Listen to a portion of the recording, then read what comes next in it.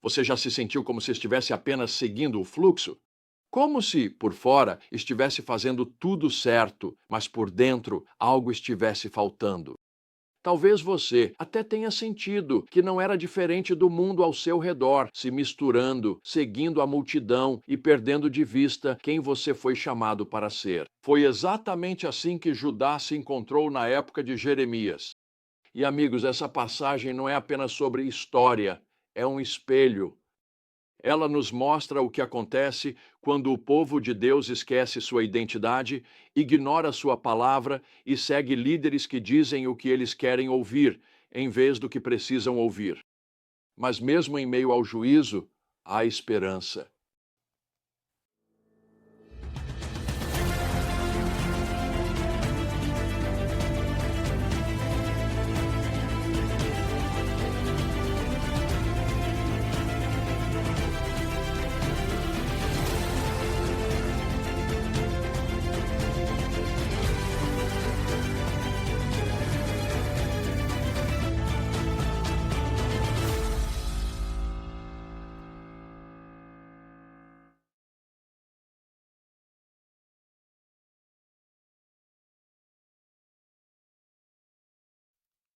Vamos mergulhar em Jeremias 8 a 10, no capítulo 23, para ver o que Deus está nos dizendo hoje.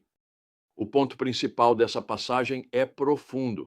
Quando o povo de Deus abandona seu chamado e identidade distintos, torna-se como todos os outros e enfrenta o mesmo juízo. Essa verdade se revela por meio dos avisos apaixonados de Jeremias a uma nação que havia perdido o rumo. Deus, em sua misericórdia, enviou Jeremias para chamá-los de volta, para falar as verdades difíceis que eles precisavam ouvir. E mesmo em sua rebelião, Deus prometeu esperança, um Salvador futuro que consertaria todas as coisas. Vamos começar com a mensagem de Jeremias. Em Jeremias 8, versículos 4 a 7, Deus faz uma pergunta penetrante. Por que esse povo continua se desviando? Por que se apegam à mentira e se recusam a voltar? É uma pergunta que pode tocar fundo em nós. Judá, vá em frente. Tiveram todas as oportunidades de voltar para Deus, mas escolheram permanecer presos em seu pecado. Eram como um cavalo que avança para a batalha, imprudente e teimoso. Deus até os compara a aves que sabem quando migrar, mas eles não reconhecem o tempo do seu julgamento. Eles estavam cegos espiritualmente. E então, no capítulo 9, Jeremias lamenta por seu povo. Ele diz: se a minha cabeça fosse como uma fonte de água e os meus olhos uma nascente de lágrimas, eu choraria dia e noite pelos mortos do meu povo. Você consegue sentir o peso da dor dele? Jeremias amava seu povo, mas também conhecia as consequências do pecado deles. Ele não adoçava a verdade. Ele lhes dizia claramente: porque vocês abandonaram o Senhor, a desgraça está chegando. Mas aqui está a questão. O problema de Judá não eram apenas suas ações, eram seus líderes.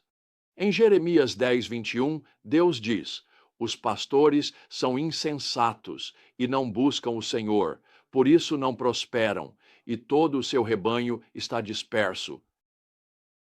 Os líderes religiosos, os profetas e os sacerdotes deveriam guiar o povo em direção a Deus. Em vez disso, eles diziam ao povo o que ele queria ouvir. Diziam: paz, paz, quando não havia paz. Jeremias 8:11. Eles trocaram a verdade pelo conforto e, ao fazer isso, conduziram a nação à destruição. Este é um alerta importante para nós hoje. Líderes importam.